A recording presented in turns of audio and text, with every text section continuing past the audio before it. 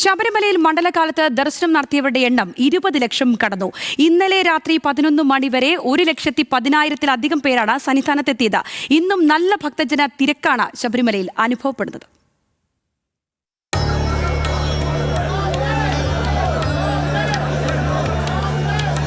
മണ്ഡലകാലം ആരംഭിച്ച ഇതുവരെ 20 ലക്ഷത്തിലധികം ഭക്തർ സന്നിധാനത്ത് ദർശനം നടത്തി. ഇന്ന് 12 മണിവരെ 50,000-ത്തിലധികം ഭക്തരാണ് 18ാം പടി ചവിട്ടി സന്നിധാനത്തെത്തിയത്. 5,000 തീർത്ഥാടകർക്കായി പരിമിതപ്പെടുത്തിയിരിക്കുന്ന സ്പോട്ട് ബുക്കിംഗ് പരിധി വർദ്ധിപ്പിച്ചതും തീർത്ഥാടകരുടെ എണ്ണം വർദ്ധിക്കാൻ കാരണമായി. പുല്ലുമേട് വഴി ശബരിമലയിലേക്ക് എത്തുന്ന ഭക്തർക്ക് ദർശനം നടത്താൻ പ്രത്യേക സൗകര്യവും ദേവസ്വം ഒരുക്കിയിട്ടുണ്ട്.